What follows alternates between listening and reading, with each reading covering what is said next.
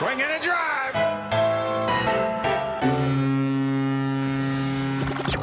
Welcome to Red, White, and Blue Jays, the podcast home of Blue Jays Fans UK, a group connecting Blue Jays fans around the UK and beyond, and telling their story. And now, here's the host of Red, White, and Blue Jays, Steve Hunter. Hey everyone, hope you're doing well.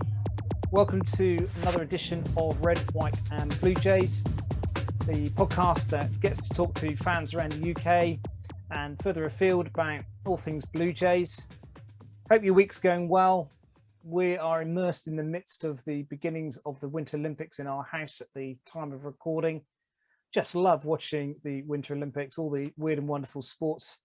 Actually does help the summer come around more quickly when there's good things to fill this off-season time with. So yeah, just enjoying Winter Olympics life. Today's guest I have had on my radar for a little while.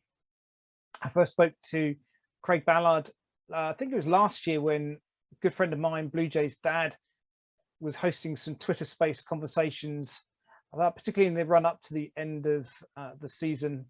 And I was invited in just to sort of contribute a few things, and Craig was on the same call. So it was nice to be able to get to speak to him then.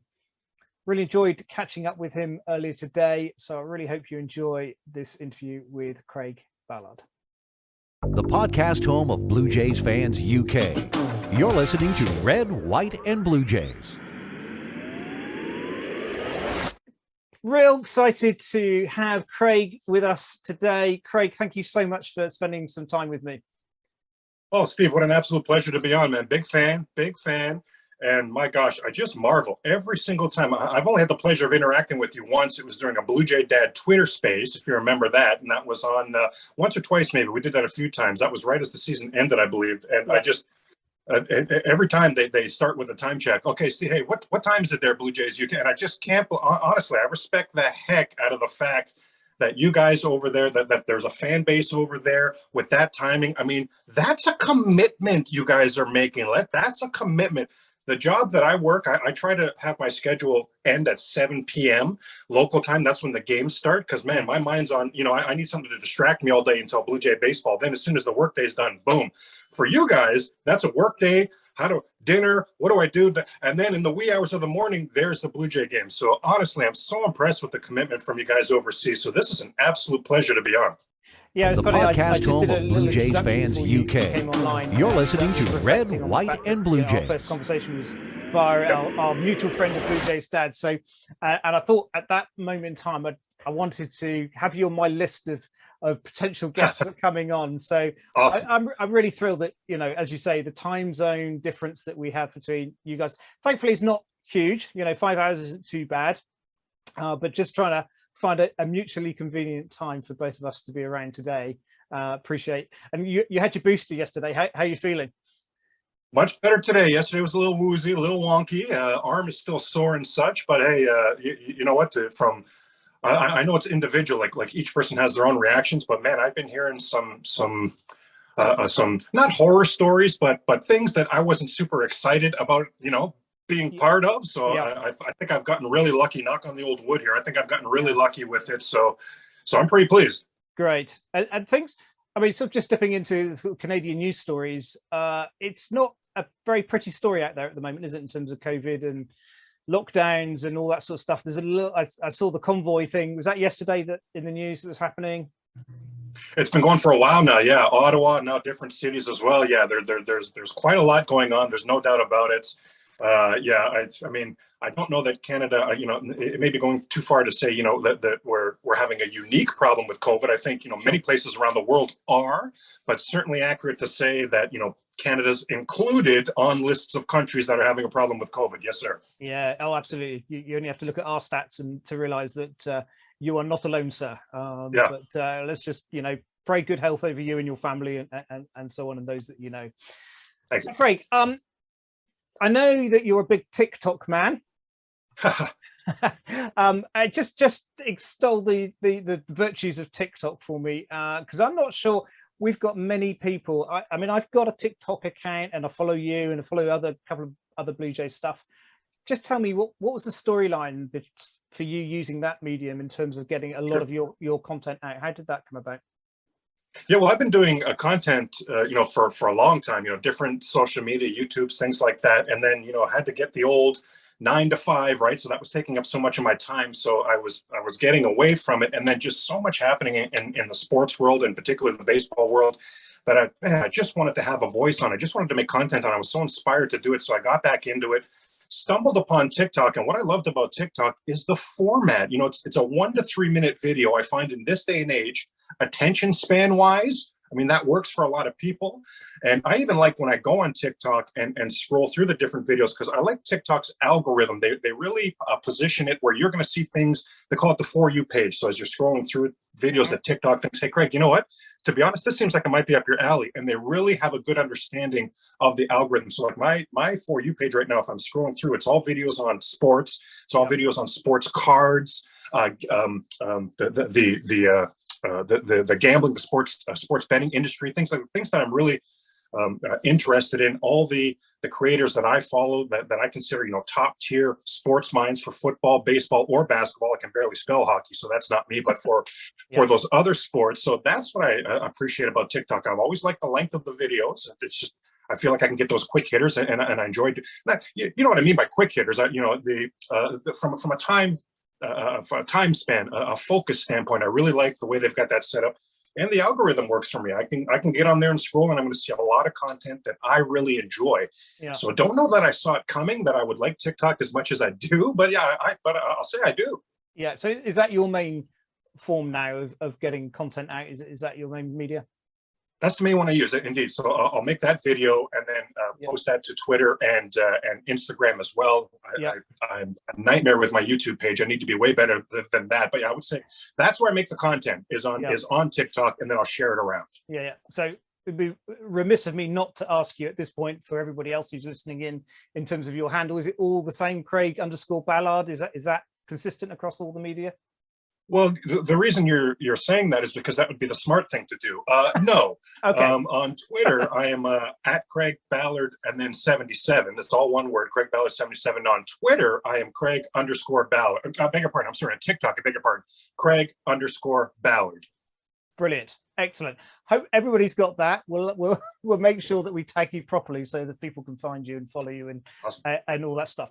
Right. Well, as you know, a little bit of what we do on this podcast is to find out a little bit about the person in terms of enjoyment of the Jays, how their Jays story started. Just give us a little bit of a backdrop to you, what you're doing in life, where you are. I assume you're in Toronto, but I may have got that wrong. Just give us a bit of a backstory in terms of your early memories of Jays and so on. Absolutely. Well, I'm in Mississauga, right beside Toronto. Okay. Yeah. And Blue Jay baseball for me, I liken it in this area of Toronto Maple Leaf hockey. Again, I can barely spell hockey, but if you're a Maple Leaf fan in this area, it's because it was generational. Your parents were, their grandparents were. Well, for me, that was Blue Jay baseball. So my grandparents got my parents into it. Blue Jay baseball is a big deal for me and my family, and that's as far as I can remember. There was I was very blessed early on. So I'm old enough, boy, I'd be dating myself here, but I was around for the drive of '85. So that was 1985. That's the first time the Blue Jays made the playoffs. Yep. During that season, they called up during some different points during the season. They called up Lou Thornton Jr. and Manny Lee from AAA. Manny Lee would become Manuel Lee. So Lou Thornton Jr. probably not going to be a household name. He had a cup of coffee a little bit with the Blue Jays. Manny Lee played many seasons with the Blue Jays. But when they called him up, they had to give them housing when they came to Toronto. And I was living in Toronto at that time with my family. And Lee and Thornton got put up in our apartment building. So I got to meet them as a young child, get close. Like, it was amazing. Yeah. And then every year, maybe 6-7 years after that, our family vacations would be going down to Dunedin to see spring training. So Thornton, when he was there, Manny Lee for several years would let me back in the back where the Jays are in the batting cages and the pitching mounds and things like that. So I was really fortunate to have those sort of experiences growing up. So if I wasn't in love with Blue Jay baseball already, that was certainly going to cement the deal of it. Yeah. And the rest, I guess, as they say, is history. As I say, with my work schedule, like, I'm literally planning things around Blue Jays baseball. It's a very big deal for me, Steve. Whether it should be or not. I mean, it's the reason for this, to be honest with you. It's the reason for the bald head. But yeah, my Blue Jay fandom goes back in the day, and it's born and bred from my family. Yeah. So have you played the game yourself? Was it something that as you were growing up through school that you played and so on? So tell us about some of your memories there. Well, not still. No. I played growing up, though. Absolutely. I remember he's become a four-letter word, very unfortunately, from his own actions. But I remember I was playing second base growing up when Roberto Alomar was a second baseman. And I always joke that I was the second best second baseman in Canada because, of course, Roberto Alomar, the best second baseman in Canada. But yeah, I grew up playing second base. It was one of those stories, Steve. Man, I bet somebody at home has got this similar story where I grew up as a shortstop. But as I was growing up, I got to an age where the parents were coaching the team. So I got up to a rep team where the shortstop was the coach's son.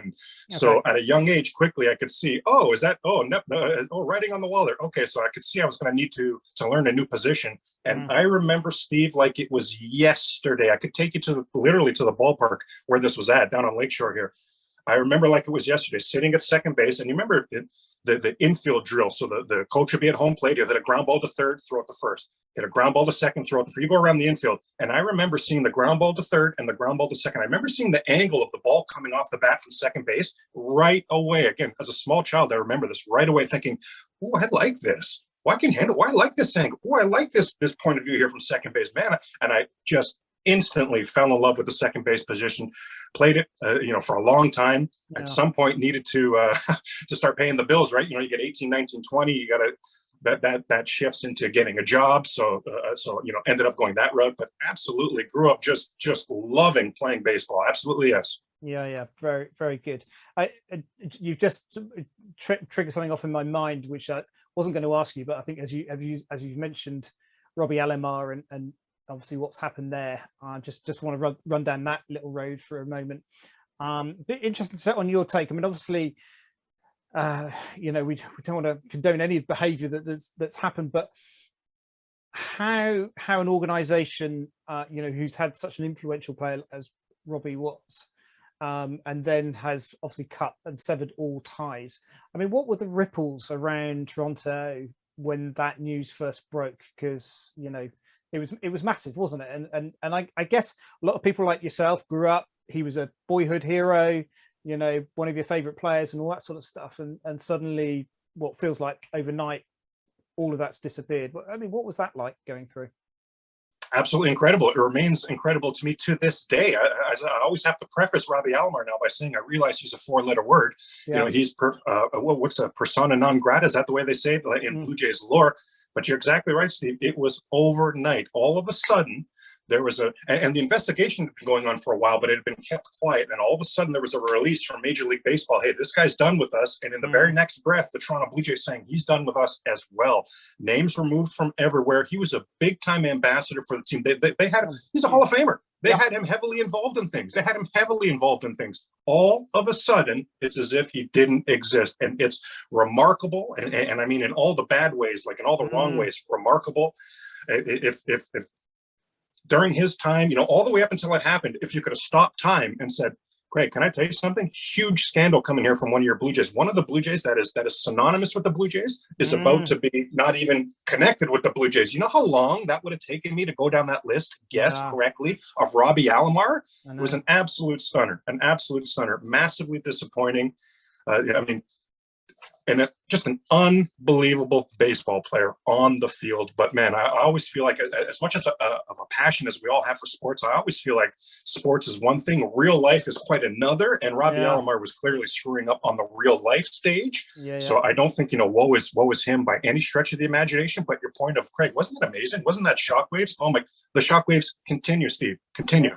Yeah. No, I can imagine. And obviously, the first time I saw the Jays play was in '94, so I haven't got the history to the. Oh my goodness! You walked in the door right after the back-to-back Worlds. Oh my gosh! So I know. You've seen a lot of losing. Oh my goodness! I know.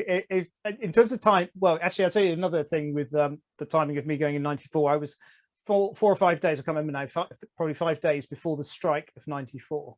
So I literally got in by my fingernails in terms of watching the Jays play. I mean, I may never have seen them play. If I'd gone on holiday or vacation, a week later, I wouldn't have seen them. And I probably would never have loved baseball like I do, and certainly not the Jays That's yeah. incredible. So amazing story. But obviously, I've looked back through history books and bits and pieces in sort of the 80 run and 85 run and so on, but I haven't got that inbred childhood experience like you. And I think, you know, when these things happen, probably the most similar to us would be, you know, soccer stars, football players over here, you know, that we've all grown up watching, and something similar happens. It does send shockwaves right across the country, but it does make you put in perspective the difference between sport and real life, as you say, and as much as we love the Jays and everything else, actually, you know, what happens in life is so important, and how we handle ourselves. I remember making content about Roberto Osuna being the youngest player ever to reach 100 saves, and mere days later, he was persona non grata with the Toronto Blue Jays. Mere days later. That's how quickly things can turn. And there's so many reminders, unfortunately, for us in sports that we really don't know these people. We really, truly don't, Steve. Yeah. No, exactly. So coming through your childhood into adult life, you've obviously continued to follow the Jays passionately. How many games do you now get to a season? You know, obviously they haven't been in Toronto for the last year and a half, but, you know, in a normal situation, what would your game rate be? Steve, if you gave me free tickets to a Blue Jay game, I wouldn't thank you for it. That is not my scene. I do not want to be around 50,000. That is just not me. I'd way prefer being in the comfort of my own home. From a comfort standpoint and from a strategy standpoint, Steve, I want to be at home watching the replays, all of that. When I go to Blue Jay games, there's a restaurant. It used to be called Ariba. I believe now it's called the Sportsnet Cafe. It's the restaurant that's in the left field home run area there. Now, that I'll do.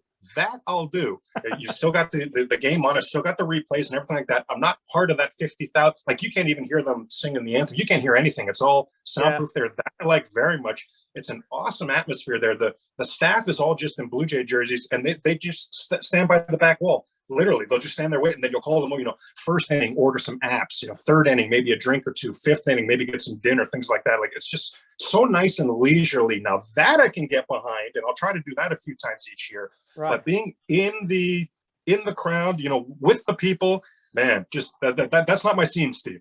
that's absolutely amazing, because everybody I speak to, particularly from here, it's all about being in the ballpark. It's the atmosphere. It was, you know, that's what won me over. You know, my first visit in '94, clearly they were still on a good run, you know, after the 2 World Series. The ballpark was packed. I was up in the 500 level. Fell in love with the place, you know, absolutely fell in love with the place, with the game, with the city, you know, the whole shebang. But it was the thing that got me was the atmosphere. It was and again, it's very different to football. You know, football's very, you know, 90 minutes of full-on game. You know, you're in, you watch, and you come home. Whereas baseball is much more that, as you say, that sort of leisurely.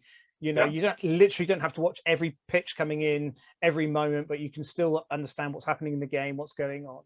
And it was that atmosphere that I fell in love with. So there would be a lot of UK fans who were saying, "What does he mean he doesn't go to the games?"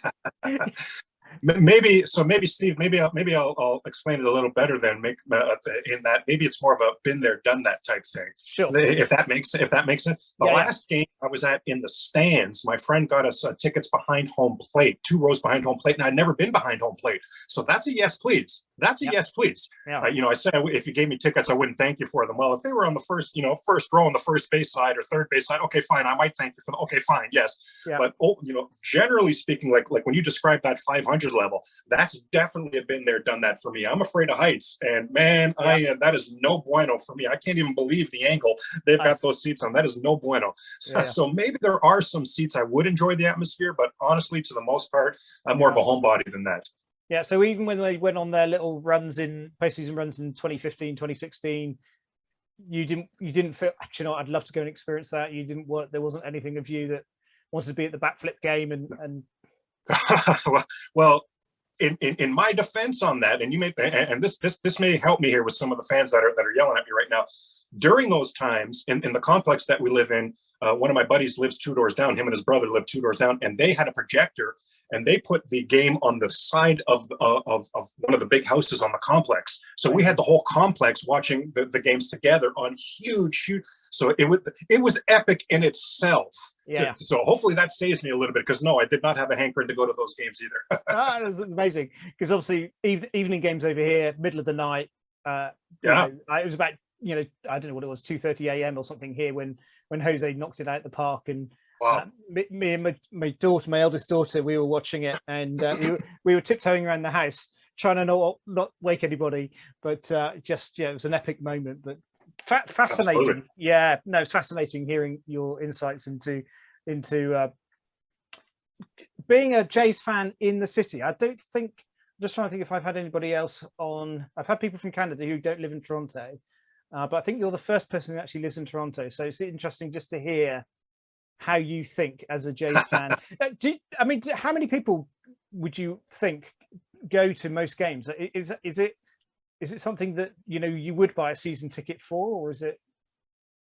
Oh, absolutely. Hey, I'm in the massive minority when I say this. Absolutely, yes. Especially as you prefaced earlier, Blue Jays are just getting back to Toronto now. Well, forget about it. There was a buzz and a major run on those tickets. Like wow. Yeah. You mentioned as well 90, 92, and 93. Now, so 94, the overflow from that, it was still packed. So absolutely yes. Now in Toronto, you have so many options to spend your entertainment dollars. So the Blue Jays do need to have a winning a team on the field for it, but they, lately have. So yes, the Rogers Center is an incredible atmosphere. But since the Jays last won the World Series, Argos have won World Series. The Toronto Rock, the lacrosse team, have won. This is always a Leafs town. The Toronto Raptors have come into play and won a championship. Like, there's so many different ways to spend your entertainment dollar. So I won't say that it's 50,000 just because at the Rogers Center. Sorry, but when there's a winning product on the field, my gosh, it is just a sensation. Even I'll admit, it's a sensational atmosphere. I just enjoy that atmosphere from the comfort of my couch. Sure, that's fair enough. Yeah, well, we can join you that. How are you feeling about the Rogers Center refurbishment? I don't know what else to call it, in terms of that they've just announced recently, because there's been a bit of debate whether they were going to build a new ballpark down on the lakeside and stuff, but that seems to have been kicked into touch now, and it looks like the Rogers Centre is going to get an upgrade of some sort. What do you think that's going to be like? Well, I'm looking forward to it. If there's, you talk about the right man for the job, the right person for the job, Mark Shapiro. This is what he does. He totally revamped things in Cleveland, totally revamped the stadium, like you name it, their atmosphere, their ball game experience, totally revamped it head to toe. Now he's getting to get his mitts on some of that for the Blue Jays as well. I don't see how this is going to be anything but really positive. I've got total faith in Mark Shapiro heading this up. Yeah, I think there were some doubters, weren't there, certainly in the early days of him and Ross Atkins, and what they were going to do and how they were going to change things. Obviously, Alex was a god in terms of Toronto eyes, and losing him and seeing Shapiro and Atkins come in.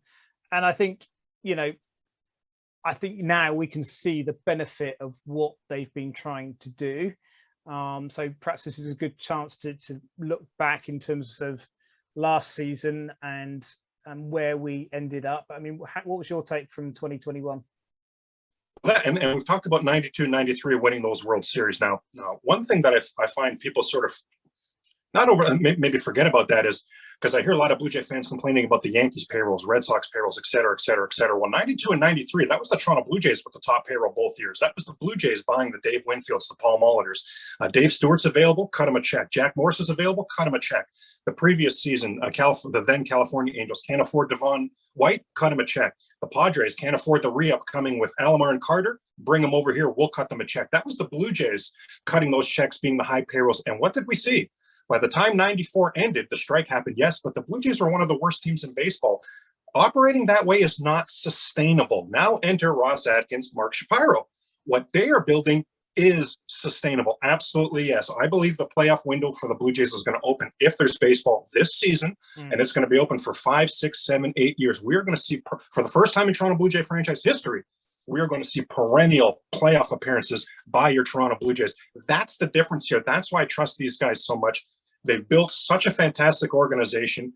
And if you think about it this way, Steve, now, They had gone through all the lumps in Cleveland, all the rebuilding, and then the Cleveland 5 to 8 year playoff window was just starting to open when they came to Toronto. So can you imagine that phone call? You've got Rogers on line one. Hello. Hey, Mark.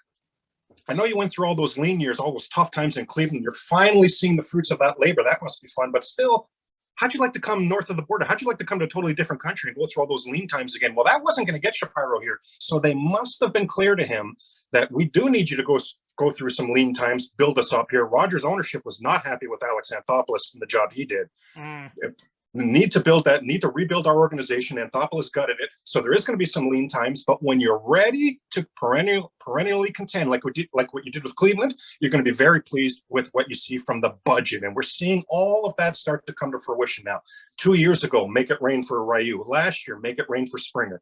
Yeah. This season, again, if there is a season, let's see what they do with the free agency. But of course, they've already made it rain for a guy like Kevin Gausman. Yeah. So we're seeing a really exciting time in Blue Jay baseball where it's going to be sustainable because the core is still going to be the Vlad and the Bo, the young guys, the Manoas, still those young guys with Rogers chipping in for that money as well. Now we're really building something sustainable, Steve. There's never been a more, your kids are going to grow up wondering, why was Dad was always so cantankerous. He was always so upset with the Blue Jays. I don't get it. All they do is win because the kids now are going to grow up seeing a lot of winning from this Toronto Blue Jay franchise. It's going to be sustainable. Yeah. I mean, let's hope so. I mean, losing Ray and Simeon last year, were you disappointed about them not hanging around, or were you suspecting that they probably would go elsewhere? Well, again, I'm going to be in the big time minority here now. I'm in the majority when I was suspecting they were going elsewhere, but I'm in the minority here and being super concerned about losing them. Robbie Ray won the Cy Young. Like, did we love the season Robbie Ray had? Let's just be honest. Of course we did. But, man, I got to say, I think we would all agree that August and September is go time. That's the playoff drive. That's the stretch run. And in August and September, the Blue Jays were 6-6 in Robbie Ray starts. He had some stinkers in there. They were like 9-4, I think it was, with Steven Matz, 10-1 with Alek Manoah. Like, are you absolutely kidding me? Even Ryu, who the whole fan base was down on for those last 2 months, I think the Jays were like 7-5 in Ryu starts. So I honestly think that Ray has at least been replaced. If not, we're in better hands with Kevin Gausman. And the whole Semien had a historic season. I mean, what's not to love? But man, I find that a lot of the fan base seems to think that the Blue Jays are going to take a Blue Jay hat, like one you've got in the background there, and the whole team's going to autograph it, and they're going to go out to second base and just place it there, and that's going to be their second. Like, I feel like the fan base feels like they've lost all production from second base. No, will there be a record-setting production from second base? I really doubt it, but we will get some production from second base. And where do you make up that difference? A full season from George Springer. Vlad continued to improve. Bichette continued to improve. Kirk, if he's here, continuing to improve. Like, the list goes on, and Espinal continuing to improve. Man, the Semien walking out the door, this offense, this cupboard is not bare by any stretch of the imagination. And I'm big time in the minority, Steve, when I say, listen, if that's 140 games at second base from Kevin Biggio, I am A-okay with that. I am rare in this fan base in that I feel like a lot of the fan base has put a period at the end of Kevin Biggio's career and moved on. I don't get it. I don't know why. I think last season, all season, he was hurt. I have big expectations. And I'll tell you, the Blue Jays have huge expectations for Kevin Biggio. Yeah. So am I happy these guys left? Boy, I sure don't think I'd go that far, Steve. But man, am I devastated? Is this an empty cupboard? I'm just not there. Yeah, I think the Kevin Biggio thing has been a weird one as it's unfolded last year. Obviously, he was out for a large portion of the season, wasn't he? And he wasn't, when he was playing, he wasn't producing in quite the way that he had in previous years. So I think there was, and he also was in comparison, to what was happening around him. And by anybody's standards, people are going to look at a weaker player if they're not keeping up with the Vladdies and the Simeons and the Hernandez of this world. And I think that was unfortunate for him. I mean, I've always liked Kevin Biggio. I think, he's a good player. Is he your out and out replacement for Simeon in that position? I think that's my question mark. And obviously Espinal as well, but both brilliant guys, but are they your day in, day out second, third baseman? I'm not sure. I wonder whether, the Jays will be still looking to fill one of those positions and then perhaps rotate through Biggio and Espinal. What do you feel about that? I'm right there with you. I absolutely think they will be. Shapiro and Atkins, I really enjoy the fact that I really respect and like the fact that they kick all tires. There are 0 tires unkicked by these guys. I mean, their grasp of the landscape of the league is just very impressive and through the roof. So I'd be just stunned beyond belief if they don't have a hardcore plan of numerous second basemen to look at, numerous third basemen to look at. If at the end of the day, what ends up happening is Espinal at third and Biggio at second, I personally am just not nearly as crestfallen by that as a lot of Blue Jay fans will be. So I'm not saying that that's necessarily my top choice. But Jose Ramirez at third base is the most handpicked person I could pick on the entire planet. It's been one of the most amazing moves in Toronto Blue Jay franchise history. Freddie Freeman, which seems like an odd fit for a lot of people, so I might be in the minority there as well. But my God, I would just be over the moon excited if Freddie Freeman was a Blue Jay.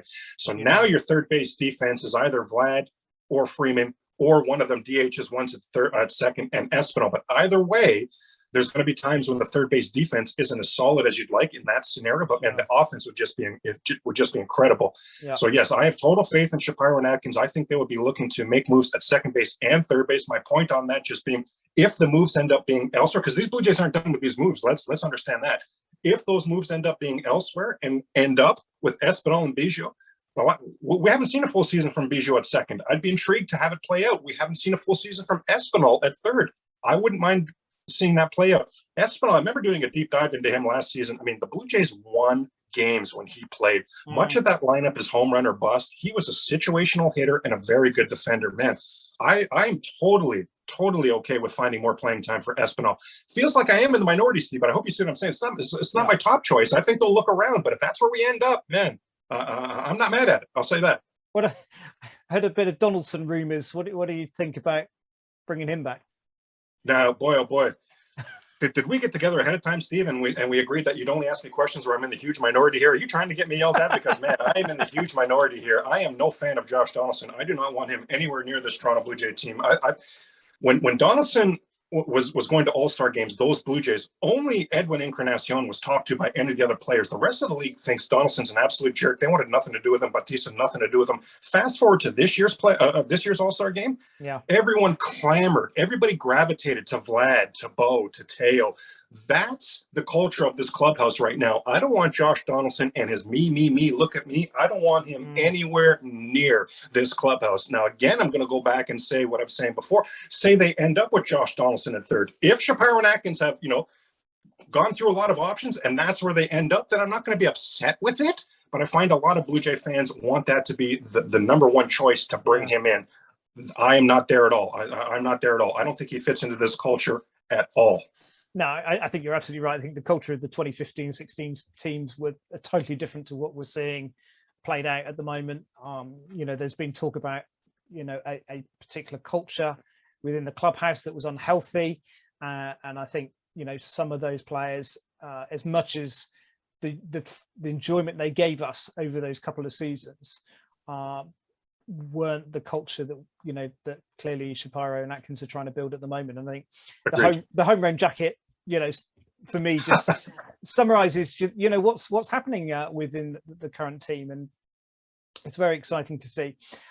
Let's just flip from offense to the pitching situation. Obviously, Coben Klossman has come in. How are you seeing the starting rotation at the moment?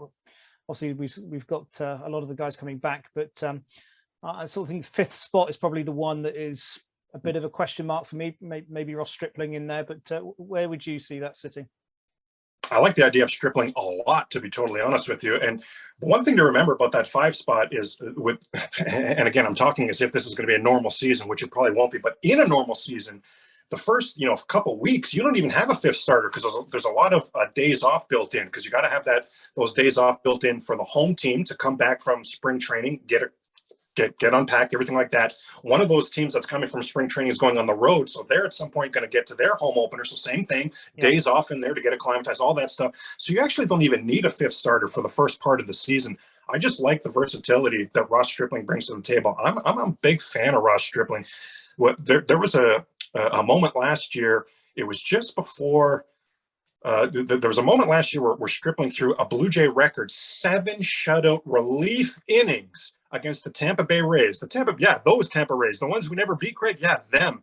And that was fresh off of a major strategy session that he had with Pete Walker, where I wouldn't say they revamped the delivery and the mechanics, but major tweaks took place, and Stripling seemed to find something. So, man, I find him to be very versatile. I do not have a problem with giving him, 5, 6, 7, or 5, 6 innings, let's say, every fifth day. And especially when you look at the first four the first four starters are just eye-popping for me. Gosman, Ryu, and then Manoah and Barrios. I mean, Manoah's just getting started. He's incredible. Barrios, you talk about Pete Walker adjustments with Stripling. Pete Walker made adjustments with Barrios that made him just eye-popping, sensational, wow, wow, wow, wow, wow. So my point on this is those first four pitchers, I don't think very often they're not going to be taxing on the bullpen. So even to have a guy like Stripling only go 4 or 5 innings every fifth day, we don't need him to go 7 or 8 innings because the previous 4 pitchers just reeked and our bullpen is taxed like crazy. Not at all. You can absolutely have a guy like Stripling in that 5 spot, and I way prefer that to what a lot of the fan base wants right now, which is Nate Pearson in that 5 spot. I want Nate Pearson in the back of my bullpen. If Nate Pearson is in the 5 spot, then he's going to get 30 starts this season. With this Blue Jay offense, how many of those 30 starts could one of us have been on the mound, Steve? Because the offense just wrecked shop and just kicked the crap out of the other team. It didn't even matter. Yeah. So I don't see the full value there. Yeah. But Pearson in my bullpen, I can leverage him 70, 80 times a year in high leverage 7th, 8th inning situations. That's what I want to do with Pearson. So I like where you're going there with Stripling as the 5. And to be honest, again, go back to what we're saying, Shapiro and Atkins are not done. It would not surprise me at all to see an actual number 5 starter acquired or brought in through free agency. So it wouldn't surprise me to see them address this pitching staff even further, to be honest with you. Yeah. Do you think Nate Pearson will be happy to be in that reliever position, though? Clearly he had his heart and sights set on opening pitching, opening starter. I just wonder whether that's a long-term conundrum that may unpick itself. And I'll tell you something, Blue Jays UK, I'll tell you exactly why I think he would be thrilled with it. When I listen to him talk about the injuries he's had recently, what he describes is a disconnect between up here and his lower half. And he talks about, listen, I'll go through my mechanics. Everything will be way on point. And at the last second, if I just follow through, like the bottom of my half is set up to do, I'm going to be fine. It's going to be 98. It's going to be a good pitch. But man, up here, I can't help myself. At the last second, I give that little extra oomph for that extra oomph. And now to try to get that 102, and now my mechanics are all out of whack. As a starter, that's such a problem, because as a starter, you're trying to keep some bullets in the tank. You're trying to go 5, 6, 7 innings. As a reliever, he can come in and just go balls out. Just no disconnect, no arguments going on in his own head with his own body. Everything geared towards that 102-mile-an-hour fastball.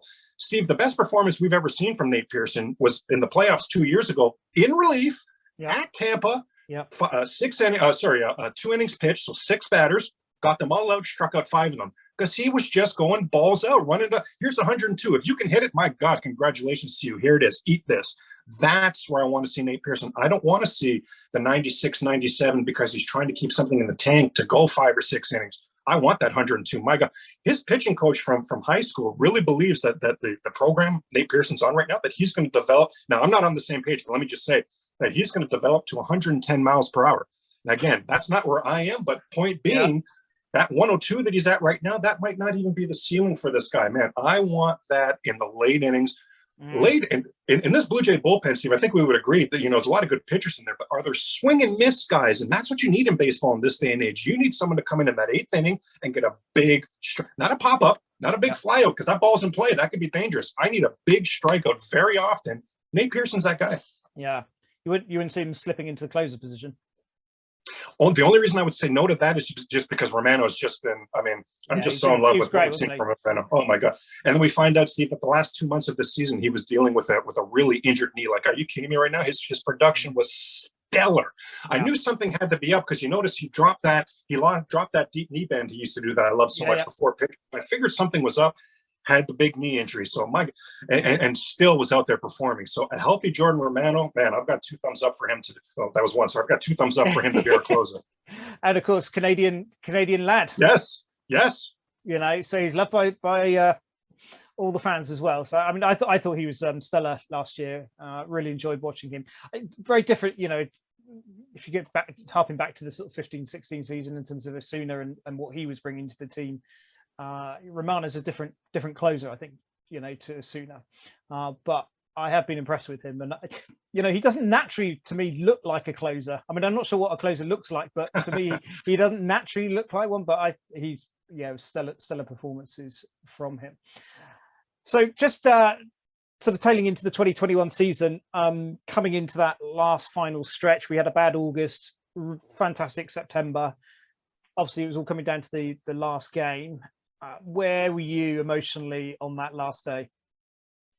We're doing a TikTok live for the last month of the season, the Blue Jays TikTok lives, and then that Sunday, of course, the Jays won that easily. Now we had our eyes on the other two games, and the Red Sox were winning, and just to see it all, I wonder if I even have the recording. I wonder if I should even go back and just watch that one day, because I bet it was just written all over my face. I was absolutely crestfallen, and what's made it so much worse is if you watch the playoffs afterwards, Steve, what did the playoffs show us afterwards? My God, the Blue Jays were going to win the whole damn. If they got in, they were going to win the whole damn thing. Totally. And here's why it's heartbreaking for me, Steve. And I'll see if I can remember the numbers on this. The Blue Jays were 20-21 on home games that didn't take place at the Rogers Center. Their record at Rogers Center was like 21-6. I think it was just insane. They had I think it was a 596 winning percentage at home. Would have, if extrapolate that over a whole season, they would have been the top home team in baseball and would have been 9 home wins better than what they ended up being because of all those other home games. And I say home games, Steve, don't forget there was a time there was a doubleheader in Anaheim where game one of that doubleheader, the Blue Jays were the home team. Yeah. Pardon? Yeah. Pardon? Never mind Dunedin and everything else that happened. So a devil's advocate could say to me, well, Craig, that's a 9-win difference. You don't get all 9 of those wins. Something wonky would have happened. We don't need all 9 of those wins. I need the Blue Jays to be 1 game better. That gets them into the tiebreaker. If they're 2 games better out of those 9, they're in the damn playoffs. So of those 21 losses, home losses that didn't take place at Rogers Center, you cannot tell me that the Blue Jays wouldn't have won at least one of those games to get the tiebreaker. Honestly, you can't tell me they wouldn't have won 2 of those 21 losses and been in the playoffs. So that kills. Everyone wants to talk about Montoyo. Everyone wants to talk about the bullpen during this stretch. I mean, valid things, yes, but honestly, it was the circumstances that really derailed the 2021 Blue Jays. And just watching the playoffs unfold, I was just beside myself with upset because it just became clear to me the Jays got in; they were going to win the whole damn thing. Yeah. I mean, exactly. To be honest, I hardly watched any of the postseason.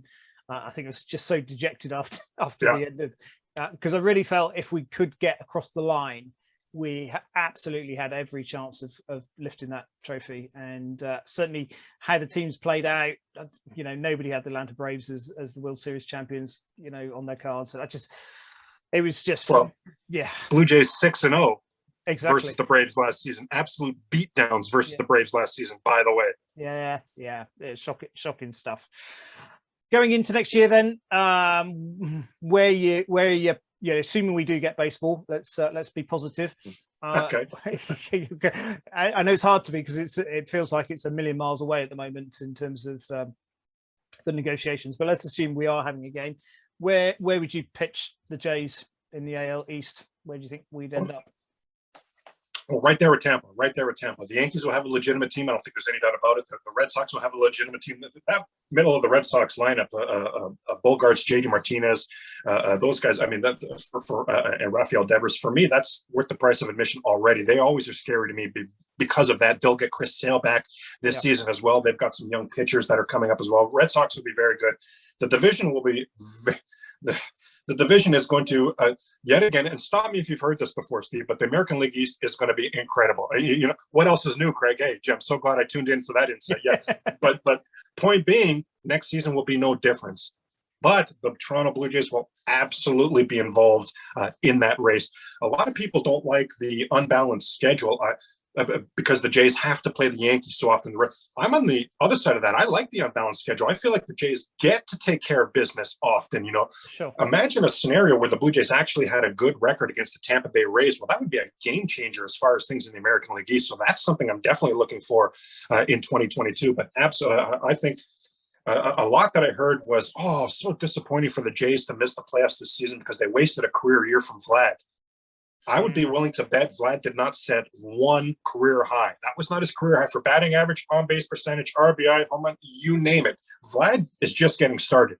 Bo is just getting started. I think Cavan will be back. Do we get a healthy season from a hit machine like Alejandro Kirk? The list goes on and on and on and on and on and on. The Toronto Blue Jays in 2022 and beyond. Remember, this is a playoff window that is just opening. It's going to be sensational for a while. There was never a time, if you can believe this, in 2021 where I actually thought the Blue Jays were a playoff team. I always thought their window opened in 2022. Now, I would have loved to have been wrong. Look how close we were in 2021. But that's always been where my mindset is, that this team's playoff window opens in 2022. I think we're on the verge of something special here. And as minority as most of my takes have been here, man, I feel like this is majority. I feel like you could have any baseball executive on right now, and they'd be saying, Steve, can I tell you something? Toronto Blue Jays in 2022. They're going to be that good. I think that the Jays and the White Sox over the next 5 years are going to run into each other in the playoffs like Texas and the Jays ran into each other in 2015 and 16. I think the Jays and the White Sox over the next 5 years are going to run into each other in the playoffs maybe 3, maybe 4 times. I've got the White Sox. I'm very excited about their future as well. But this Toronto Blue Jay team, forget about it. 2 thumbs way up. Again, that Manoah and Barrios at the top of the rotation. Like, I don't know if people have wrapped their heads around this just yet, but it is going to be incredible. Oh, by the way, Gossman there as well. Yeah. God help the league if Hyunjin Ryu bounces back next season. Like, with the laundry list of talent on this team, and if Hyunjin Ryu gets back to being Hyunjin Ryu, forget about it, Steve. We may be talking about a division winner. As good as Tampa is, we may be talking about a downright division winner. Oh, that would be so good to see, wouldn't it? I mean, everything about this team is exciting. Everything is, it feels really solid that, you know, we've got such a core group of players coming back into 2022 from last season. Just some minor tweaking here and there, but I think everything is just teeing up for, you know, and please let us have a season this year. I mean, yeah. I mean, where are you putting the old negotiations? Do you feel they're going to pull it together? I mean, they feel a long way apart for me, but no, yeah, I am. I don't even know if there's a level beyond below pessimistic, but if there is, that's where I am, and I've been there from day one. I do not think we have baseball in 2022. My only sense of or source of optimism is that precedence has been set with the COVID shortened season in 2020, a 60-game season. So that's my only hope, is that we do have precedence set for such a short season. But the way I describe this, Steve, is we all have friends and people who maybe aren't baseball lovers, but they have some sort of sport that is in their soul. Soccer over you are, for example, it's in their soul. And I tell those people, think about those sports that are in your heart, that are in your soul, and think about the relationship between the owners in that league and the players association in that league. Think about that relationship. I bet words like contentious come up. I bet words like distrustful come up. I bet it's a downright bad relationship. Well, the relationship between Major League Baseball owners and the Major League Baseball Association makes all those other relationships seem like they're holding hands, skipping down the beach together. Isn't life grand? There's nothing like the distrust and the animosity between these two sides already calling for an independent arbiter to come in. They did that back in 1994, and if you remember it did absolutely nothing but just such disdain for each other here. So just to get the most minute things agreed upon is going to take forever. And then there's a lot of heavy lifting to do after that. This 2016 collective bargaining agreement that just expired, it was seen, if you take your mind's eye back to 2016, that collective bargaining agreement was seen as kicking a lot of these cans down the road. They didn't address a lot of issues here. So there's already going to be extra issues you have to address right now. COVID is a new thing. On top of that, you've got to address the issues that you just kick the can down the road from 2016, and then get into the major financial issues. How do we divvy up the spoils of this multi-billion-dollar industry? I think it's really ugly. I think there's zero chance we see a full season. I'm very concerned that we see any season at all. Hey, thanks for coming on, Craig. Bearer of bad news, but that's honestly, I'm very concerned. Very concerned. Yeah, I think. You know, you're probably bringing the reality to us all. I think, you know, we're desperate to see baseball come back. Winter seems a long time away. We've got the Winter Olympics at the moment, of course, which is filling a few gaps. But yeah, the summer without baseball around is going to be a long old year, isn't it? But, let's hope something positive does happen. Right. Okay. One of the things I've done with everybody on the show is we've got the same final 10 questions to you. Just these are sort of quick fire, awesome, fun things. Just first things that come off the top of your head. Let's see where you go. Your favorite player from 2021? Jays player. Slim Daddy Vladdy. Slim Daddy Vladdy. I'm wearing his jersey right now. I'm not a hyperbole guy, too. Like, I'm a Laker fan, so even like Kobe Bryant, like you name it, throughout the history, Carlos Delgado, there have been a lot of players that I've been really excited about, but I'm always that where I need to see you do it when the lights are shining bright. I need to see you do it on the highest level. Slim Daddy Vladdy, for the last few seasons, I've just been saying, this guy's going to be a Hall of Fame. Like I haven't even needed to see it. I'm just so completely in love with him and his game. I think he's just incredible. I think he's just incredible. So absolutely, Vlad Guerrero Jr. Yeah, brilliant. Your favorite Jays player of all time? Can't go to Robbie Alomar on this one, darn, which is a shame because that would have been it. My goodness, what a great question. Oh, you know what? George Bell. Okay. And a shout out to Roy Halladay. But George Bell. George Bell. Very good. Your favorite non-Jays player? Oh, wow. Jeez. Oh, my goodness. Do I even have one? Wow. Do I even have? They're all four-letter words for me. You know what? I'm going to give a cheesy answer. I'm going to say Cody Ballinger. Now, I know he struggled last year, but he always has a special place in my heart. In a fantasy league a couple of years ago, I took him in the draft, and no one had heard of him, and everyone thought it was daft. Then he gets called up during that season, and on the strength of what he did, I won the damn championship. So I'll go ahead and throw him some love there. Yeah, I'll throw him some love on that one. Yeah, give him some credit. Your favorite ballpark away from Rogers Center? With I mentioned several family vacations to Dunedin. Well, prior to that were several family vacations to Fenway Park in Boston. Okay. I saw the Blue Jays there many times, saw them play Milwaukee a few times, Detroit once. Just incredible. Just two thumbs way up. The whole atmosphere, you talk about the culture of the Blue Jays club, the culture at Fenway Park. I mean, there are zero ushers there telling you, okay, now wait to go to your seat here until the pitch, until there's no act. Like any of the etiquette. There's nobody there telling you that. It's all known. It's all understood. It's very impressive. I'll tell you a quick story here, Steve. So we had a bunch of tickets, to go down. And as a childhood memory I remember one time we're waiting outside. We haven't gone in, and I see my mom is just beside herself. She's crying. She's very upset. She's forgotten the tickets to this particular game back in Canada. Now, in these days, of course, right now, if we bought a ticket to Fenway Park, the Red Sox wouldn't even know. It's all electronic. It's all third party. They wouldn't even know. In these days, you were writing a letter to the Boston Red Sox. Hey, we're coming from Toronto. Here's what we'd like to do. So we had done that a few years in a row. So we're recognized a little bit, but not recognized, but on the radar, I guess it was. So I think it was the general manager or whatever of Fenway Park gets word that we've got, people from Toronto here very upset. He comes out, hey, Mrs. Ballard, what's the problem? She explains. He says, oh my goodness, you talk about a non-problem. You're thinking that's a problem? You talk about a no problem. They just walked us up and put us in the box for the game. Walked us up and put us in a box for the game. Amazing. Like just incredible, just incredible. But yeah, I have a lot of good things to say about Fenway Park. Incredible atmosphere to watch a game at. Yeah. I'm fortunate enough to see a game there as well. And awesome. Yeah, love Fenway, love Boston. I thought Boston was a fantastic city. Probably, for us UK guys, it feels a little bit more European than perhaps a lot of the states cities do, just because of its history and stuff. So there's a lot of attraction from that perspective. But I thought Fenway.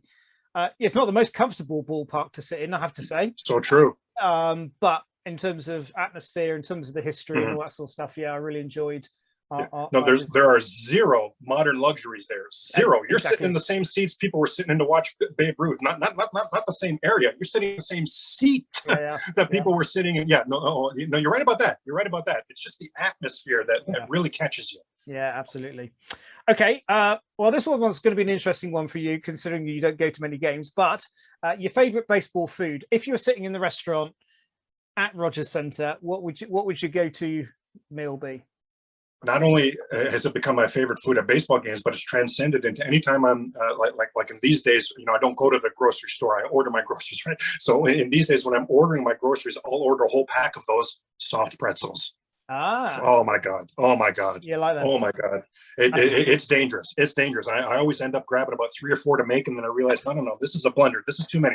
Calm it down. 2 at the absolute most. But for sure, a soft pretzel. Oh my gosh. With some mustard to dip it in. That's a yes, please. Okay. Excellent. And your favorite drink to go with that? What would you go to?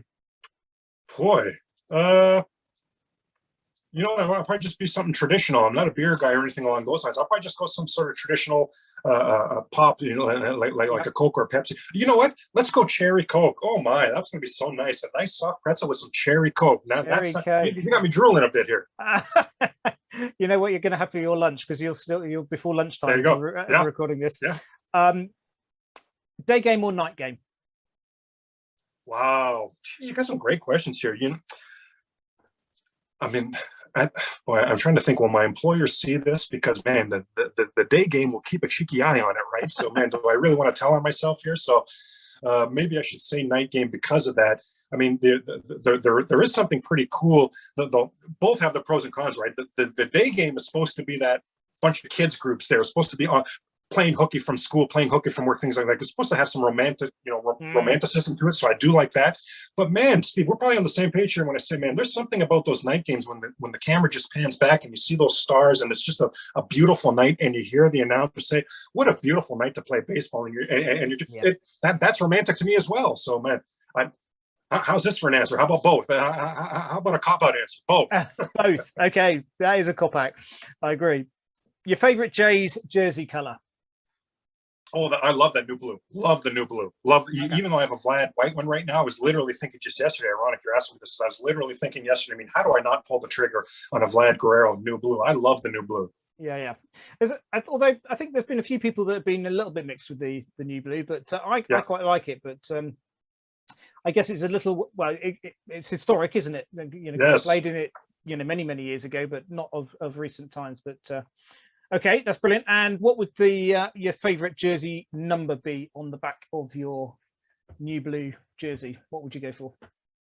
I'm saying 77. It's the same reason that in my Twitter handle is Craig Ballard 77. Now, 77 was an address that I lived at with my buddies in Toronto for several years. So really, it's like my homage to Toronto, and all my favorite people in the world, my family, my friends, you name it, they all passed through that door when we lived at 77 Lindsay. So you know what, just from a sentimental value, that's why nice. A lot of people think 77 was the year I was born. That's why I put it there. It's actually my homage to Toronto, to the city of Toronto. So I'm going to go 77. Well, there you go. And just a little fun fact, not the house we're currently living in, but our previous house was number 77. So there you go. Oh, awesome. We've got some connection. Excellent. And finally, roof open or roof closed? Man, I'm going to say roof open just because it's more of a baseball atmosphere. We're so blessed to be able to have a roof closed. How about we combine the answer here, Stephen? We say starts with the roof open, and then we're there in attendance. You've got me in attendance, rare, and we see the roof closed. Now that I might enjoy. Yeah. Brilliant. Craig, thank you so much for your time tonight, also afternoon for you. Yeah. No, morning for you. Sorry, morning for you. Yeah. It's been such fun just chatting to you, just getting your insights and your thoughts. Really looking forward to having some more connection over the coming year. Hopefully, if we do get some baseball, we'll definitely be back in touch with you. But really appreciate your time this afternoon, sir. Oh, what an absolute pleasure. Absolute pleasure. As I said, big fan of the show, big fan of what you guys are doing overseas. Man, this was 2 thumbs up for me. This was a pretty fun way for me to spend my Sunday morning. Let's put it that way. You say, let's do it again. I'm right there.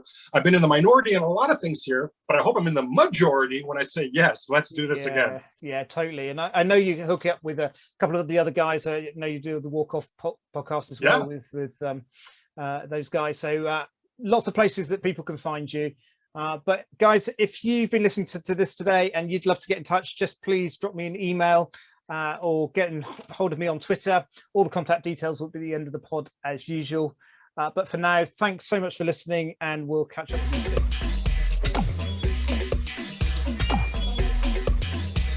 The Red, White, and Blue Jays podcast is a production of Blue Jays Fans UK. If you've got a Blue Jays story to share, let us know.